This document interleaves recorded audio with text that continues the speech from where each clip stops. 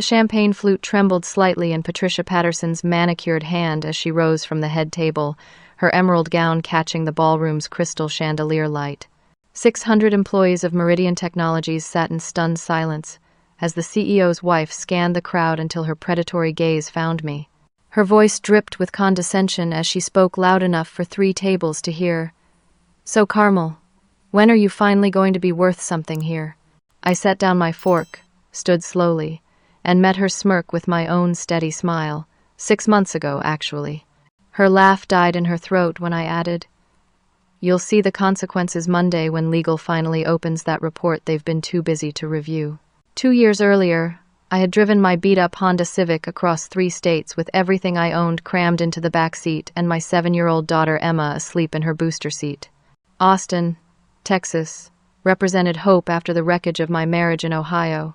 The divorce had stripped away my confidence along with half my savings, but I was determined to rebuild our lives from scratch. Meridian Technologies occupied a sleek glass building in Austin's tech corridor, and when I walked into their finance department for my first day as senior financial analyst, I genuinely believed I had found my fresh start.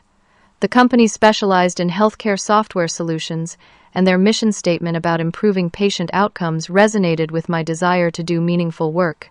My new boss, CFO Daniel Walsh, was a soft-spoken man in his 50s who wore rumpled suits and kept family photos scattered across his desk. During my orientation, he explained Meridian's unique culture with obvious pride. "We're not just about profit margins here, Carmel.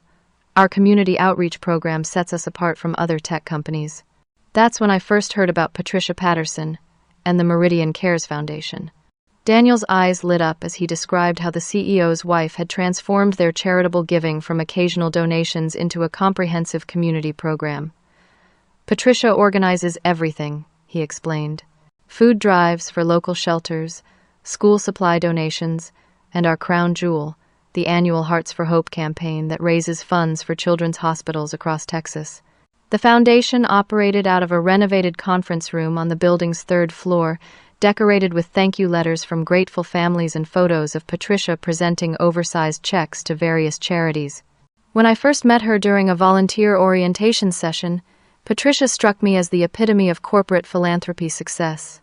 She commanded the room with effortless authority, her platinum blonde hair styled in perfect waves, and her designer suit probably costing more than my monthly rent. Patricia spoke passionately about their mission to help underprivileged children, her voice catching with emotion as she described visiting pediatric cancer wards. 20 employees had gathered for the session, and everyone hung on her every word. "Giving back isn't just about writing checks," Patricia declared, her hands gesturing expressively. "It's about building relationships with our community, showing these families they're not forgotten, and proving that corporate success means nothing without social responsibility." I volunteered immediately, driven by genuine admiration for their work and a practical desire to network within the company.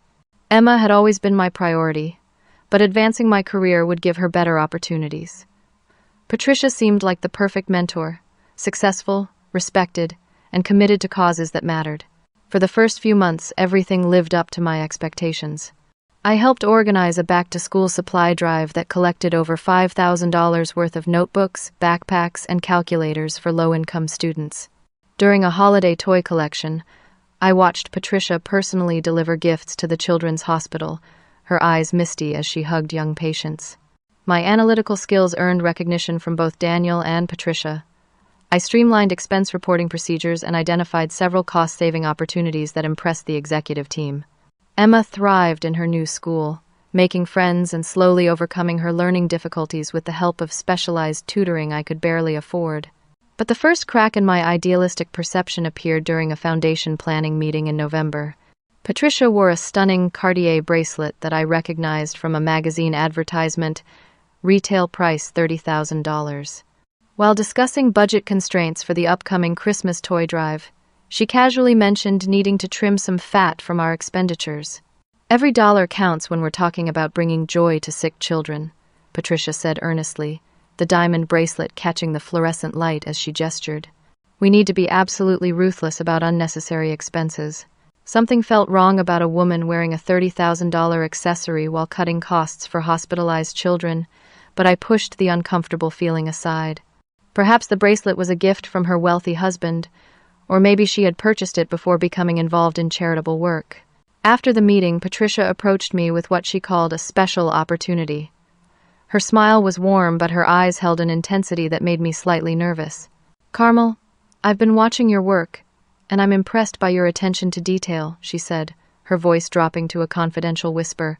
"I have a proposal that could benefit both of us." She explained that managing the foundation's financial records had become too time-consuming for her busy schedule. Between her various social commitments and supporting her husband's career, Patricia needed someone trustworthy to handle the day-to-day bookkeeping. "Daniel doesn't need to micromanage every little charitable expense," she continued, her tone suggesting this was common sense rather than questionable procedure. "You seem like someone who understands the importance of discretion in handling sensitive matters." The offer included a modest salary increase and flexible hours that would help with Emma's school schedule. Patricia emphasized that this arrangement would demonstrate my leadership potential to the executive team, potentially accelerating my career advancement. Despite my lingering unease about the bracelet incident, I accepted the position. Emma needed stability, and I needed to prove myself capable of greater responsibilities. Patricia's foundation work was respected throughout the company, and associating myself with her success seemed like a smart career move. As I signed the paperwork that made me assistant foundation treasurer, Patricia's smile never wavered. She shook my hand warmly and promised this partnership would be mutually beneficial, in ways you can't yet imagine. Looking back, I realized that moment marked the beginning of everything that would follow. Patricia had identified me as someone vulnerable enough to manipulate but skilled enough to be useful. I thought I was gaining an influential mentor, but I was actually being recruited as an unwitting accomplice in a carefully orchestrated fraud. 6 months into my new role, I spent most evenings at my kitchen table after Emma went to sleep, laptop open and foundation records spread across the surface like pieces of a puzzle that refused to form a coherent picture. What had initially seemed like minor bookkeeping irregularities was slowly revealing itself as something far more sinister. The first discrepancy I noticed involved catering invoices for a foundation fundraising breakfast that supposedly took place at the Four Seasons Hotel. The bill showed charges for 200 guests, with premium menu selections totaling $8,000. However, when I cross-referenced the date with Patricia's calendar and employee attendance records, no such event had occurred. The hotel confirmed they had no reservation under the foundation's name for that date. My stomach knotted as I discovered more phantom events. A charity auction planning dinner at an upscale steakhouse for 15 foundation board members, except the foundation only had 7 board members, and 3 of them were traveling out of state that week. Golf tournament sponsorship fees for events that existed only on paper. Conference registration costs for symposiums that had been canceled months earlier. Each fraudulent transaction followed the same pattern. Patricia would submit invoices with official letterheads and detailed breakdowns that looked legitimate at first glance. The amounts were significant enough to matter, but small enough to avoid triggering automatic audit procedures. She had clearly studied Meridian's financial oversight system and identified its blind spots. Working late into the night while Emma slept in her bedroom down the hall, I began creating a spreadsheet that tracked every suspicious expense. The numbers painted a horrifying picture. Over 18 months, Patricia had embezzled more than $200,000 from donations intended for children's hospitals, homeless shelters, and struggling families. The cruelest irony was that Emma desperately needed expensive therapy for her learning disability. Reading comprehension and mathematical concepts that came naturally to other children required tremendous effort for my daughter. Her specialists recommended intensive tutoring that cost $300 per session, money I simply didn't have. My salary barely covered our basic living expenses, and I had been rationing Emma's therapy appointments to every other week instead of the recommended weekly sessions. Meanwhile, Patricia flaunted luxury purchases that I now realized were funded by stolen charity money. She had recently posted social media photos from a spa weekend in Scottsdale, wearing designer outfits and dining at restaurants that charged more for a single meal than I spent on groceries in a month. The contrast between Emma's unmet needs and Patricia's fraudulent indulgences filled me with rage. During my investigation, I befriended Marcus Thompson, an IT security analyst who worked 2 floors below the finance department. We had started eating lunch together in the company cafeteria after discovering our shared interest in true crime podcasts. Marcus was a quiet, methodical person with thick-rimmed glasses and an encyclopedic knowledge of digital forensics. When I mentioned my concerns about Foundation financial records, Marcus offered to help trace electronic transactions during our lunch breaks. His access to network logs and payment processing systems revealed additional layers to Patricia's scheme that I could never have discovered alone. "Look at this," Marcus whispered one afternoon, showing me his laptop screen in a corner booth of the cafeteria. "These wire transfers to Bright Future Consulting don't match any vendor registration in our system." Bright Future Consulting turned out to be a shell company registered in Colorado under the name of Patricia's sister, Lauren Mitchell.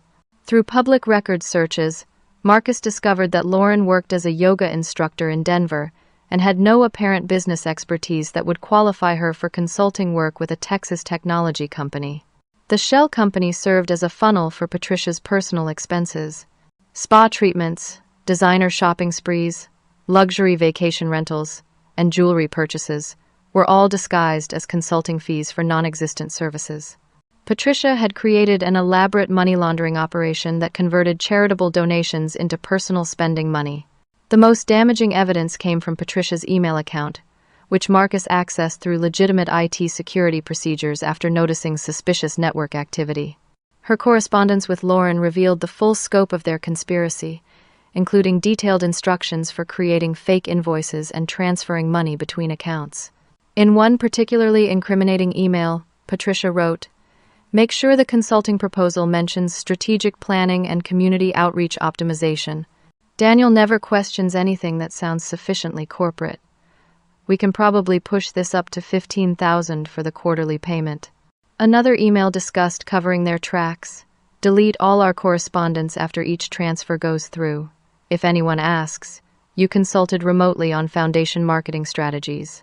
Keep your answers vague and professional." As the evidence mounted, my initial shock transformed into determined fury. Patricia wasn't just stealing money, she was robbing sick children of medical equipment, homeless families of shelter, and students of educational opportunities.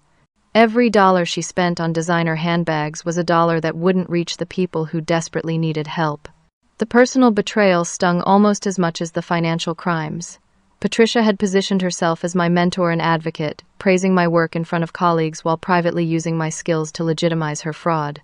She had exploited my desire to succeed and my gratitude for the opportunity, turning me into an unwitting accomplice in her scheme. But the worst part was realizing how Patricia had manipulated my desperate circumstances. She knew about Emma's learning difficulties and my financial struggles, yet she felt no guilt about stealing money that could have helped children facing similar challenges. Patricia's cruelty was breathtaking in its casual indifference to human suffering. I began having trouble sleeping, my mind racing through possible scenarios for exposing Patricia's crimes. The evidence was overwhelming, but I worried about potential retaliation. Patricia wielded significant influence within Meridian Technologies, and her husband's position as CEO gave her additional protection. If I accused her without absolute proof, she could easily destroy my career and reputation. The stakes couldn't have been higher. Failing to act meant allowing Patricia to continue stealing from vulnerable people. But moving too quickly or carelessly could backfire, potentially giving her time to cover her tracks while simultaneously ending my ability to provide for Emma. As I stared at my laptop screen filled with bank records and email evidence, I made a decision that would change everything. Patricia Patterson would face justice for her crimes, regardless of the personal cost to me. The children whose medical care she had stolen deserved someone willing to fight for them, even if that fight might cost me everything I had worked to rebuild. 4 months before the awards dinner, I sat in my cubicle staring at a manila folder that contained 50 pages of meticulously documented evidence against Patricia Patterson. Bank statements, email printouts, vendor verification calls, and timeline analyses formed an airtight case that would have impressed any prosecutor. Yet, submitting this report felt like jumping off a cliff without knowing if anyone would catch me. Patricia had begun undermining me in subtle but effective ways. During staff meetings, she questioned my recommendations with seemingly innocent concerns that planted seeds of doubt about my judgment. "I'm sure Carmel's analysis is thorough," she would say with a slight frown, "but I wonder if we should double-check these numbers. Accuracy is so important when dealing with charitable funds." Her comments always came wrapped in professional courtesy, making it impossible to object without seeming defensive. but the cumulative effect was devastating to my credibility. Colleagues who had previously sought my input began excluding me from important discussions. My direct supervisor started reviewing my work more closely, as if Patricia's hints about my reliability had taken root. The psychological warfare extended beyond professional matters. Patricia had discovered my struggles with Emma's therapy costs and weaponized this information during a particularly cruel exchange in the foundation office. I had submitted a budget request for additional tutoring supplies when Patricia looked up from her designer planner with mock concern.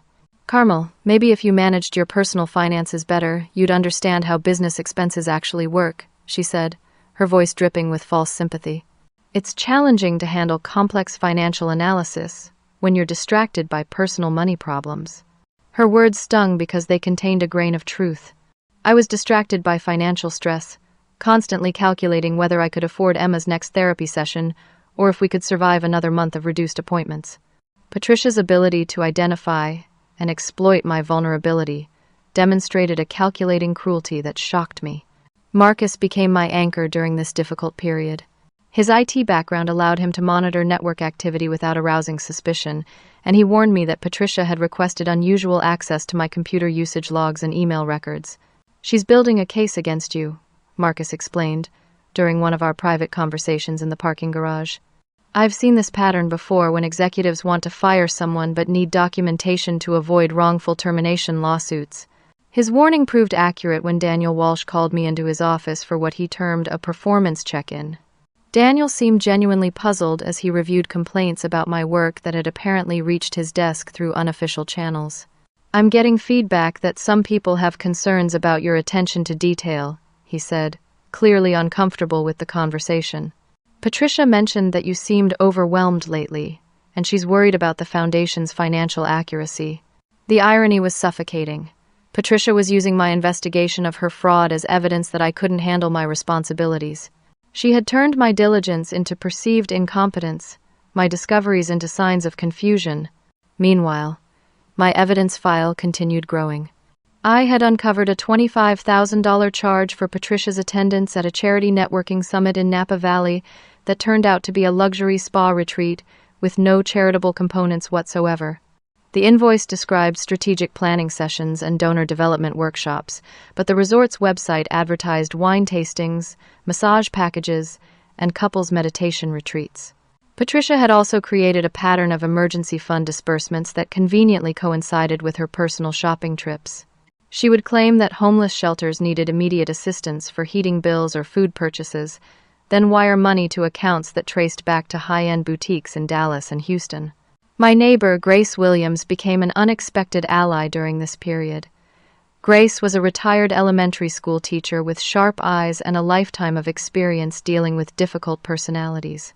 After Emma's teacher recommended additional reading support, Grace had volunteered to tutor her twice a week in exchange for my help organizing her late husband's financial documents.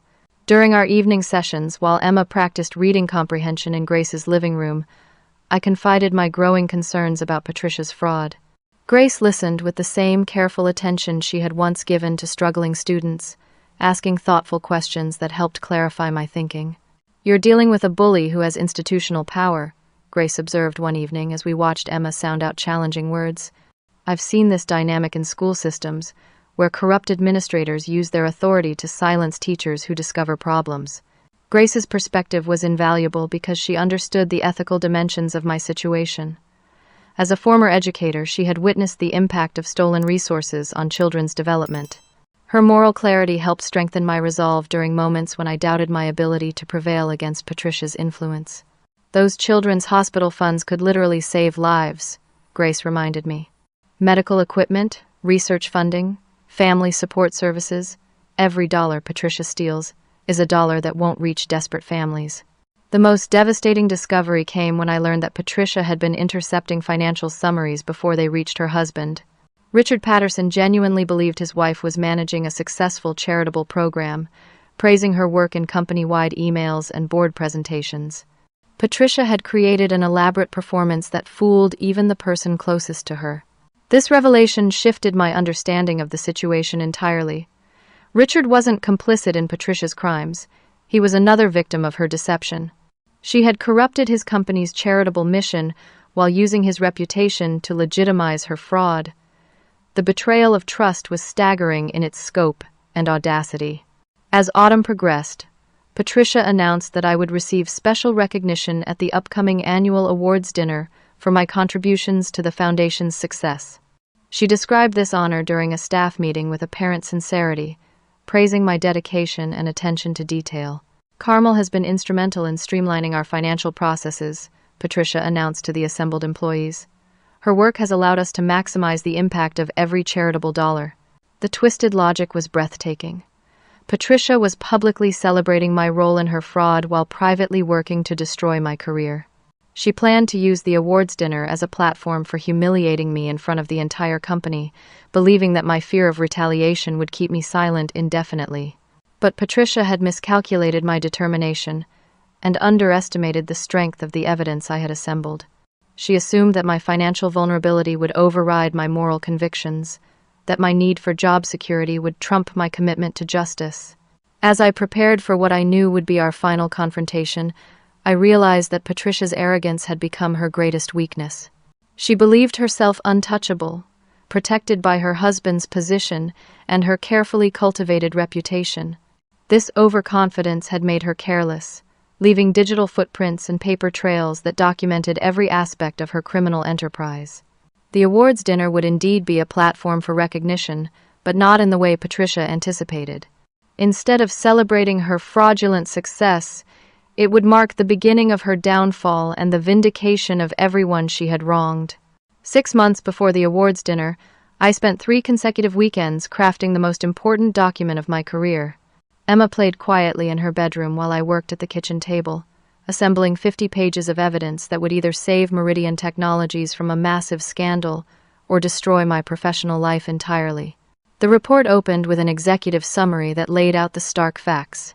Patricia Patterson had embezzled over $200,000 from the Meridian Cares Foundation through a systematic scheme involving fake vendor payments, shell company transactions, and fraudulent expense reimbursements. Each allegation was supported by bank records, email correspondence, and vendor verification calls that I had conducted personally.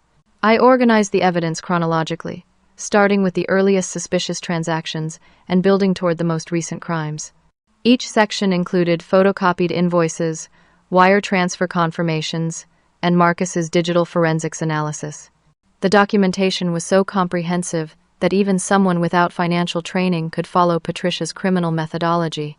Legal Director Helen Martinez occupied a corner office on the executive floor, surrounded by law books and framed diplomas from prestigious universities. She was a woman in her early 40s with sharp features and an intimidating demeanor that had earned her respect throughout the company. When I requested a meeting to discuss serious concerns about Foundation financial irregularities, Helen scheduled our appointment for the following Monday morning. I arrived at Helen's office, carrying 3 copies of my report in sealed envelopes. My hands trembled slightly as I placed the documents on her mahogany desk, knowing that this moment would change everything for both Patricia and myself. "These allegations are quite serious," Helen said after reading my executive summary. Her expression remained neutral, but I noticed her eyebrows raise when she reached the estimated dollar amounts. "I need time to review this thoroughly before we proceed with any formal action." Helen scheduled a follow-up meeting for the next week, emphasizing the need for absolute confidentiality while the investigation proceeded. She assured me that Meridian Technologies took financial misconduct seriously and would pursue appropriate action based on the evidence I had provided. But when the scheduled meeting date arrived, Helen's assistant called to postpone our appointment. "Miss Martinez has encountered some unexpected complications with another legal matter," the assistant explained. "She'll reschedule as soon as her calendar allows." Days turned into weeks without any communication from the legal department. When I finally called to inquire about the investigation's progress, Helen's tone had shifted from professional interest to bureaucratic deflection. "These matters require extensive review," Helen said, her voice lacking the urgency I had expected. "We need to ensure that any allegations are thoroughly substantiated before taking action that could harm someone's reputation." Something was clearly wrong. A fraud case with this much evidence shouldn't require months of review, especially when the perpetrator had ongoing access to Foundation accounts. I began to suspect that Helen was deliberately stalling the investigation, though I couldn't understand her motivation. Meanwhile, Patricia launched a preemptive strike against my credibility. She began questioning my work performance in subtle but persistent ways, suggesting that I seemed overwhelmed by my responsibilities and prone to making careless mistakes. During a foundation meeting, Patricia expressed concern about my attention to detail while reviewing expense reports. "I've noticed some inconsistencies in Carmel's documentation lately," she said with apparent reluctance. "Nothing major, but accuracy is so important when we're dealing with donor funds." Her comments were crafted to sound protective rather than accusatory, positioning herself as a concerned supervisor trying to help a struggling employee. But the cumulative effect was devastating to my professional reputation. Colleagues who had previously trusted my analysis began second-guessing my recommendations. Patricia also began reassigning my foundation duties to other employees, citing concerns about my workload and suggesting that I needed to focus on my primary responsibilities in the finance department. She recommended that I consider a lateral transfer to a less visible position where I could rebuild my confidence and develop better organizational skills. The psychological pressure was relentless. Patricia seemed to know exactly how to exploit my fears about job security and Emma's needs. She would make casual comments about the competitive nature of the finance industry and how difficult it could be for single mothers to find stable employment. "I worry that you're trying to take on too much," Patricia said during one particularly cruel conversation. "Between your daughter's special needs and your demanding work schedule, maybe you should consider whether this role is the right fit for your current life situation." Her words were technically supportive, but the underlying message was clear: conform to her expectations or face professional destruction. Patricia believed that my financial vulnerability would force me to abandon my investigation and accept her continued fraud. During this difficult period, Emma's school performance began declining. Her teacher called to express concern about her increased anxiety and difficulty concentrating on assignments. I realized that my stress about the Patricia situation was affecting my parenting, creating guilt that Patricia expertly exploited. "Working mothers face such challenging decisions," Patricia observed after learning about Emma's school troubles. "Sometimes we have to choose between career advancement and family responsibilities. I hope you're able to find the right balance." Marcus provided crucial support during these dark weeks. His access to network logs revealed that Patricia had been monitoring my computer activity and email communications, searching for evidence that I was continuing my investigation despite the legal department's delays. "She's also been asking IT about your file access patterns," Marcus warned during one of our covert meetings in the parking garage. "I think she's trying to determine how much evidence you've collected and whether you've shared it with anyone outside the company." More disturbing was Marcus's discovery that Patricia had been cultivating relationships with key employees who could influence my career prospects. She had taken several department managers to expensive lunches, ostensibly to discuss foundation business, but actually to plant negative impressions about my reliability and judgment. The most shocking revelation came when Marcus investigated Helen Martinez's background and discovered her connection to Patricia. They had been sorority sisters at Southern Methodist University and had maintained contact through alumni events and social media. Helen had been deliberately sabotaging the investigation while feeding information to Patricia about the evidence I had submitted. This betrayal explained everything: the delayed meetings, the requests for additional documentation, and the lack of any meaningful investigation despite overwhelming evidence. Helen was using her position as legal director to protect her friend while simultaneously building a case for my termination. Armed with this knowledge, I realized that internal channels would never produce justice. Patricia had corrupted the very systems designed to prevent and investigate fraud, turning Meridian's legal department into an instrument of her own protection. But Patricia's confidence in her protective network had made her careless. She continued stealing from foundation accounts even after I submitted my report, apparently believing that Helen's interference had neutralized the threat permanently. These additional crimes provided fresh evidence for external authorities who wouldn't be influenced by personal relationships or corporate politics. I began preparing for the nuclear option, bypassing Meridian's internal procedures and taking my evidence directly to law enforcement and regulatory agencies. The decision terrified me because it guaranteed retaliation and potential termination, but continuing to work within a corrupted system would only enable Patricia's crimes to continue. The awards dinner was approaching, and Patricia's plan to publicly humiliate me was becoming increasingly obvious. She made references to the special recognition I would receive, her tone suggesting that this honor would come with unexpected complications. What Patricia didn't realize was that her elaborate scheme to destroy my credibility had actually strengthened my resolve and provided additional evidence of her criminal consciousness of guilt. Her retaliation efforts demonstrated clear awareness of wrongdoing and fear of exposure, exactly the kind of behavior pattern that prosecutors love to present to juries. The stage was set for a confrontation that would determine whether justice would prevail or corruption would triumph. Patricia believed she held all the advantages, but she had underestimated both my determination and the power of the evidence that continued accumulating against her. The grand ballroom of the Austin Marriott buzzed with anticipation as 600 Meridian Technologies employees gathered for the company's annual awards ceremony. Crystal chandeliers cast warm light over round tables draped in cream linen, each adorned with centerpieces of white roses and eucalyptus. The elegant setting belied the corruption scandal that was about to unfold in front of Austin's entire tech community. I had spent the morning preparing for what I knew would be the most important night of my career. Grace Williams had helped me practice my presentation while Emma was at school, running through different scenarios and possible questions that might arise. My one good dress, a simple navy blue sheath that I had worn to job interviews and parent-teacher conferences, hung pressed and ready in my closet. "Remember, you're not just fighting for yourself," Grace had reminded me during our final rehearsal. "You're fighting for every sick child whose medical care was stolen, every homeless family whose shelter funds disappeared, and every honest employee who trusted Patricia's lies." Marcus had spent the weekend ensuring that all our digital evidence was secure and accessible. He had created multiple backup copies stored on external servers that Patricia couldn't access or delete, along with a presentation file that could be displayed on the ballroom's projection system if necessary.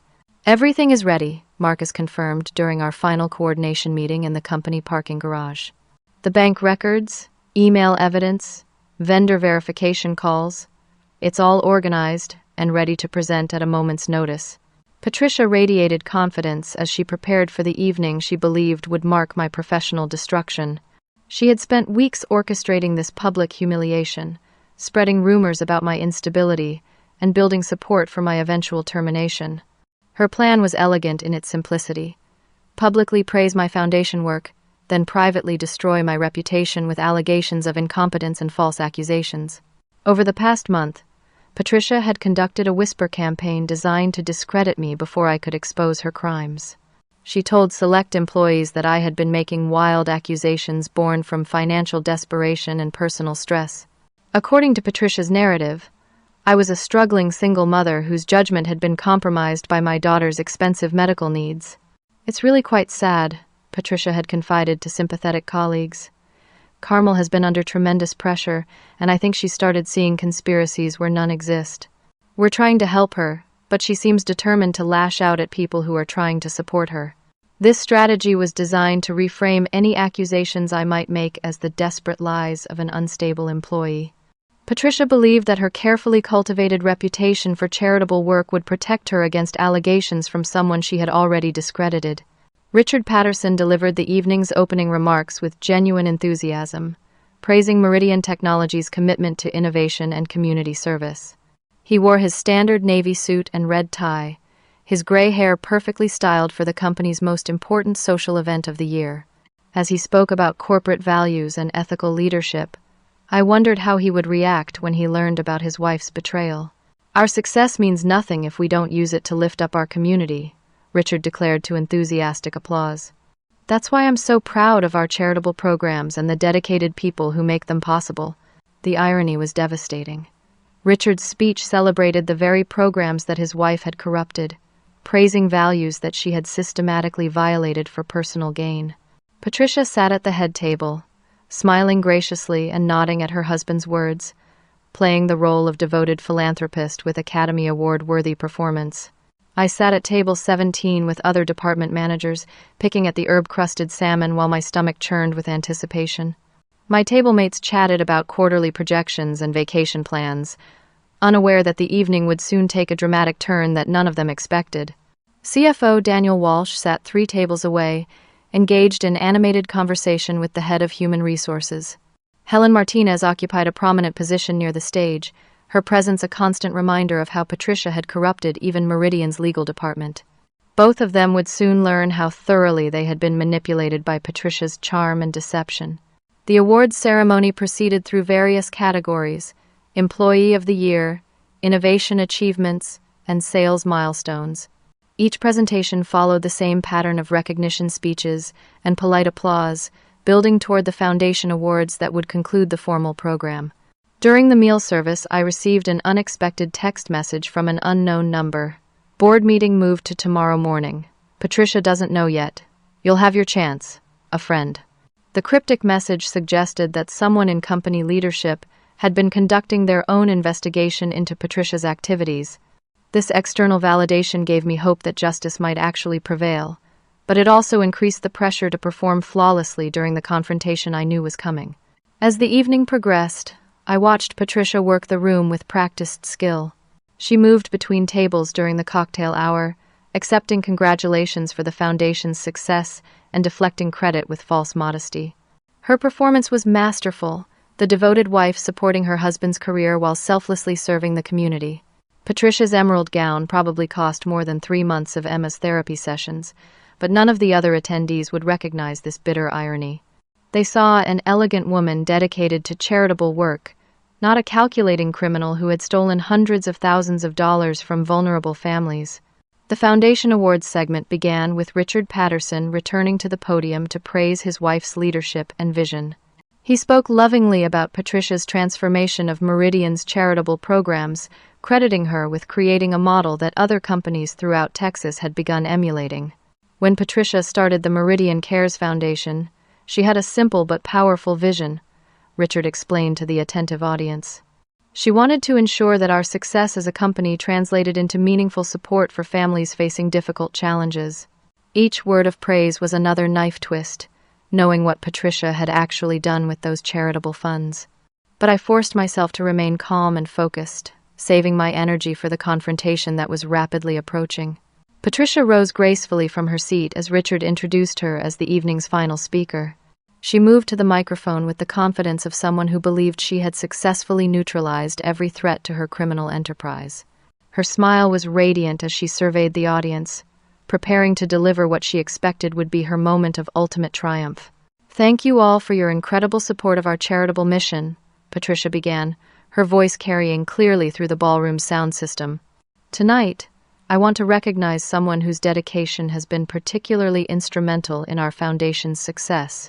The setup was perfect for what Patricia believed would be my public humiliation. She planned to praise my work before revealing the concerns that had necessitated my reassignment to a less responsible position. The audience would witness my professional destruction disguised as a recognition ceremony. But Patricia had made a fatal error in her planning. She had assumed that fear would keep me silent, that my desperate need for job security would override my commitment to justice. What she didn't anticipate was that her months of psychological warfare had actually strengthened my resolve and provided additional evidence of her criminal intent. As Patricia's voice filled the ballroom and her predatory gaze found me across the crowded room, I felt a strange sense of calm settle over my nerves. Everything I had worked for during the past 6 months was about to be decided in the next few minutes. The evidence was overwhelming, the stakes were clear, and justice was finally within reach.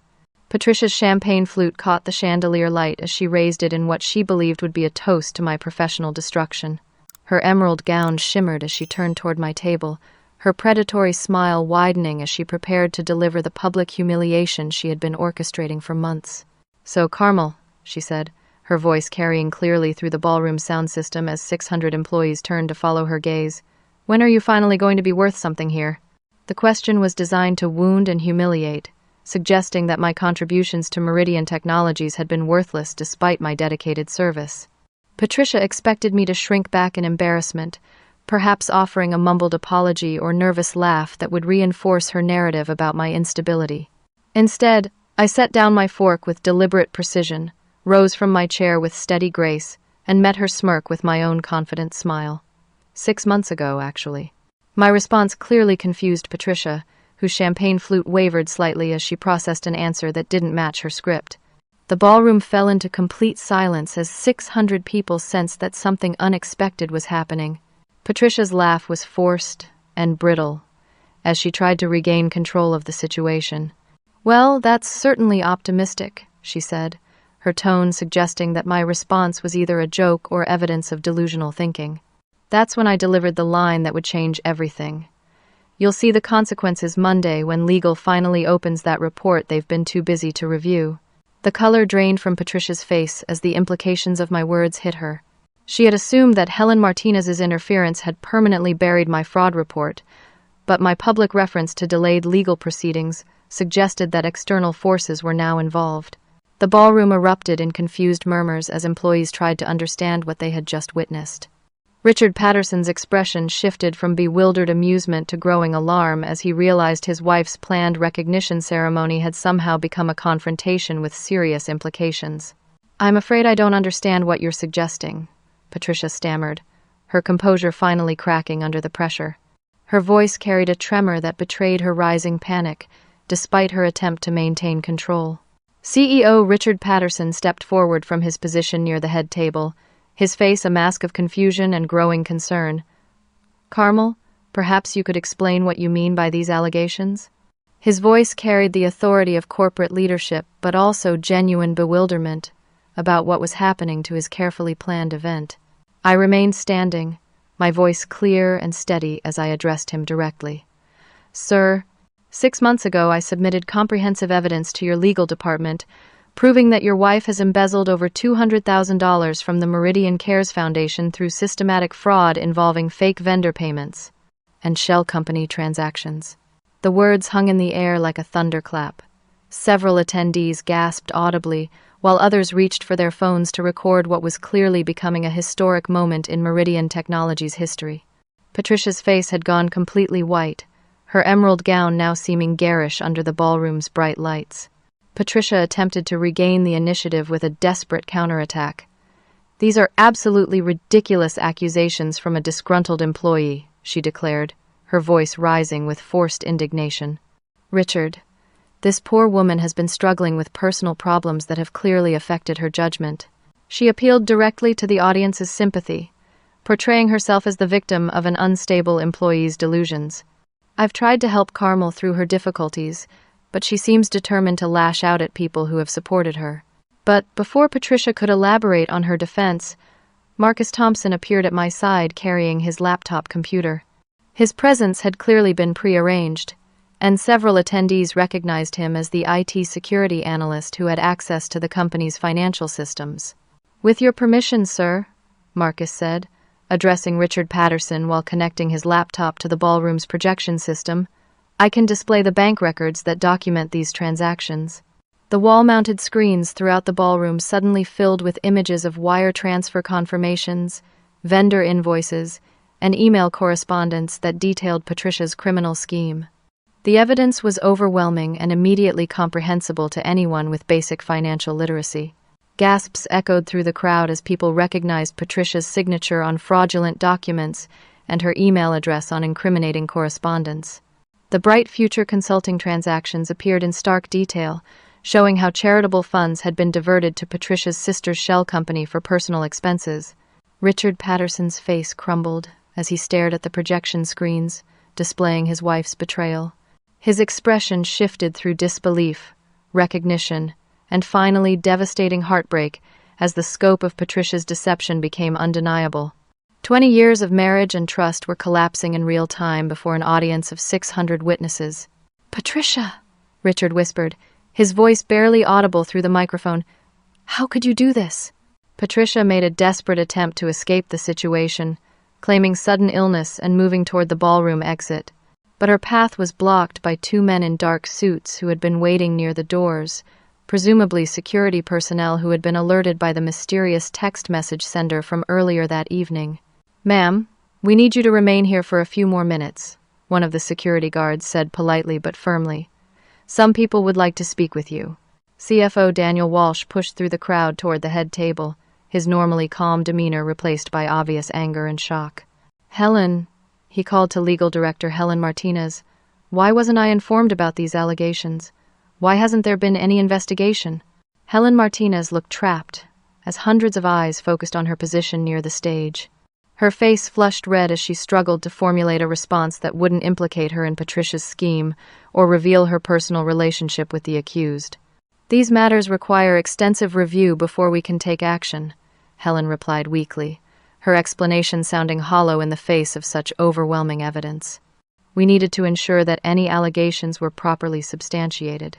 That's when the evening's biggest surprise revealed itself.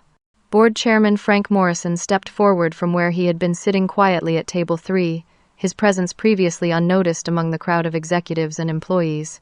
"Actually, Helen," Frank said, his voice carrying the authority of someone who had been expecting this moment, "I've been conducting my own investigation for the past 3 weeks, after receiving anonymous copies of Miss Rodriguez's evidence." The revelation that Frank Morrison had been secretly investigating Patricia's crimes sent another shockwave through the ballroom. As board chairman, Frank had ultimate oversight authority over company operations and could act independently of the compromised legal department. "I've been working with federal authorities to verify these allegations," Frank continued, his tone grave but satisfied. "The FBI has confirmed that Mrs. Patterson has indeed embezzled substantial funds from charitable accounts, and arrest warrants have been issued." Patricia's knees buckled as the full implications of her situation became clear. Her carefully constructed defense was crumbling as independent authorities confirmed the evidence she had hoped would remain buried forever. The protection she had assumed would come from her husband's position and Helen's interference meant nothing in the face of federal criminal charges. The ballroom was in complete chaos, as 600 employees tried to process the dramatic revelations they had witnessed. Some recorded videos on their phones, while others called colleagues who hadn't attended to share the shocking news. Meridian Technologies' annual awards ceremony had become the most dramatic corporate scandal in Austin's recent memory. Richard Patterson stood at the podium looking devastated and bewildered, his planned celebration of company values and charitable work having become a public exposure of his wife's criminal betrayal. The man who had praised integrity and community service just hours earlier now faced the reality that his own family had systematically violated everything he claimed to represent. As federal agents entered the ballroom to take Patricia into custody, I felt a strange mix of vindication and sadness. Justice was finally being served, but the process had required destroying the careers and reputations of people who had enabled Patricia's crimes through corruption or incompetence. The fight was over, but the consequences for everyone involved were just beginning. Monday morning brought news crews and FBI agents to Meridian Technologies as Patricia Patterson was arrested at her $5 million mansion in Austin's most exclusive neighborhood. Local television stations broadcast footage of her being led away in handcuffs, wearing a simple gray tracksuit instead of the designer clothes that had been funded by stolen charity money. The federal charges were comprehensive and devastating. Patricia faced counts of wire fraud, money laundering, theft from charitable organizations, and conspiracy involving her sister's shell company in Colorado, the U.S. Attorney's office announced that their investigation had uncovered additional victims beyond Meridian Technologies, including 2 other companies where Patricia had served on charitable boards. This defendant exploited the trust placed in her by stealing funds intended to help vulnerable children and families, the prosecutor declared during a press conference. Her crimes represent a particularly callous form of theft that diverted resources from people facing medical emergencies and homelessness. Legal Director Helen Martinez submitted her resignation within 48 hours of Patricia's arrest, citing personal reasons that everyone understood were related to her obstruction of the fraud investigation. The Texas State Bar launched disciplinary proceedings that would likely result in suspension or disbarment for her violation of professional ethics. Meanwhile, Meridian Technologies faced the challenging task of rebuilding its reputation and charitable programs. Richard Patterson took an indefinite leave of absence, unable to continue leading a company while his wife faced federal prison time for crimes committed under his corporate umbrella. Board Chairman Frank Morrison assumed interim leadership and immediately announced comprehensive reforms designed to prevent future fraud. Independent auditing procedures, mandatory background checks for all charitable program managers, and separation of financial oversight from program operations became standard policy. "We failed in our duty to protect charitable funds entrusted to our care," Frank acknowledged during an all-hands company meeting.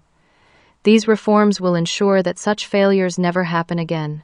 For me, the vindication was both professional and deeply personal.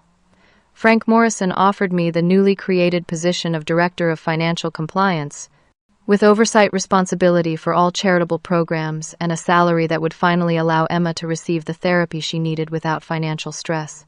The promotion came with a corner office and a small staff dedicated to preventing exactly the kind of fraud that Patricia had perpetrated. My first major initiative involved establishing partnerships with external auditing firms that would review all charitable transactions quarterly, eliminating the possibility of internal corruption. Emma's transformation was the most rewarding consequence of our victory. With access to weekly therapy sessions and specialized tutoring, her reading comprehension and mathematical skills improved dramatically. Her confidence grew as her academic struggles became manageable challenges rather than insurmountable obstacles. "Mommy, I read a whole chapter by myself today," Emma announced proudly one evening, holding up her favorite book about horses. Her smile was radiant with the kind of joy that comes from overcoming genuine difficulty through persistent effort. More importantly, Emma's anxiety disappeared when she realized that our financial situation had stabilized. Children absorb stress from their parents, and my constant worry about money had been affecting her emotional development. Patricia's arrest had freed both of us from the burden of financial desperation. The stolen charitable funds were fully recovered and distributed to their intended recipients with additional donations from Meridian Technologies to compensate for the delay in assistance.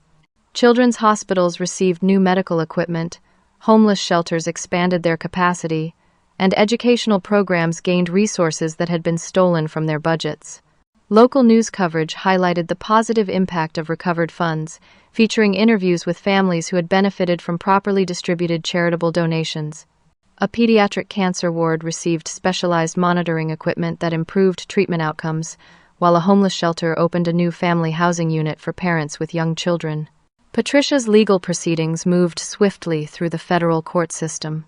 Faced with overwhelming evidence and the prospect of a lengthy trial, she accepted a plea agreement that included 3 years in federal prison, full restitution of stolen funds, and forfeiture of all assets purchased with embezzled money. Her sentencing hearing was attended by several victims whose lives had been affected by her crimes. A mother whose child's surgery had been delayed due to equipment shortages caused by Patricia's theft gave emotional testimony about the real-world consequences of charitable fraud. "When you steal from sick children, you're not just taking money," the mother testified through tears. "You're stealing hope from families who have nowhere else to turn." Patricia's fall from social prominence was complete. Her luxury lifestyle crumbled as federal authorities seized her designer clothing, jewelry, and artwork purchased with stolen charitable funds. The woman who had once been featured in Austin Society magazines was now facing years in federal prison. Marcus Thompson received recognition for his technical expertise in documenting the fraud, earning promotion to Chief Information Security Officer with responsibility for implementing new digital safeguards throughout Meridian's systems. His methodical analysis had been crucial in building the airtight case against Patricia. Grace Williams became like a grandmother to Emma, continuing to provide tutoring and emotional support that enriched both their lives. Her perspective as a retired educator helped me understand how my courage in exposing Patricia's crimes would have positive ripple effects for years to come. "You didn't just catch a thief," Grace observed during one of our evening conversations. "You protected the integrity of charitable giving for every honest organization in this city. Other fraudsters will think twice now that they know someone like you is watching."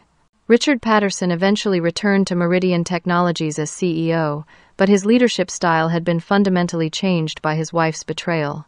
He implemented radical transparency measures and employee empowerment initiatives designed to prevent future corruption from taking root in his organization.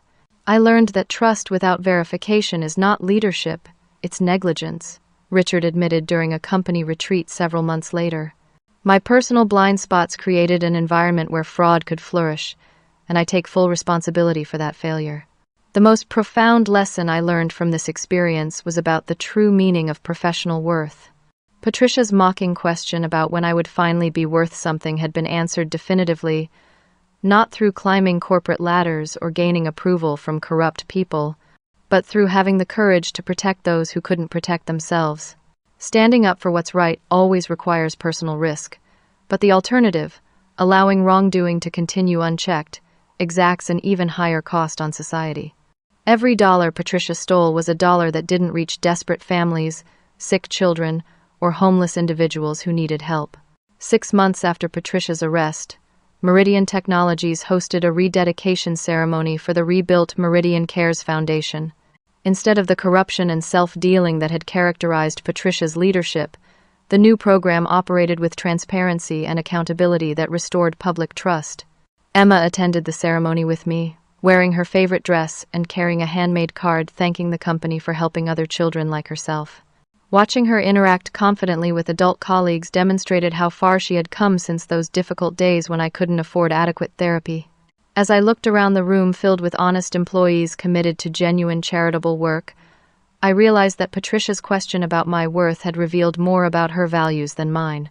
She measured worth in terms of social status, financial accumulation, and ability to manipulate others for personal advantage. But true worth comes from integrity, courage, and commitment to principles larger than personal comfort. It means protecting vulnerable people even when it costs you everything you think you want. It means choosing justice over job security, truth over convenience, and moral courage over social acceptance. The children receiving medical care funded by properly managed charitable donations would never know my name, but they were living proof that standing up to corruption creates real positive change in the world. That knowledge provided deeper satisfaction than any corporate recognition or salary increase could ever deliver. Have you ever found yourself in a situation where you knew something was wrong but felt powerless to act? How did you find the courage to speak up, or what held you back? I'd love to hear your experiences in the comments below. Your stories might inspire others facing similar challenges. If this story resonated with you, please like this video and subscribe to hear more stories about ordinary people finding extraordinary courage. Share this with someone who might need a reminder that doing the right thing is always worth the risk, even when the odds seem impossible. Thank you for listening to my story and for believing that integrity matters more than convenience. I hope you'll join me again as we explore more tales of justice, courage, and the power of standing up for what's right, no matter the cost.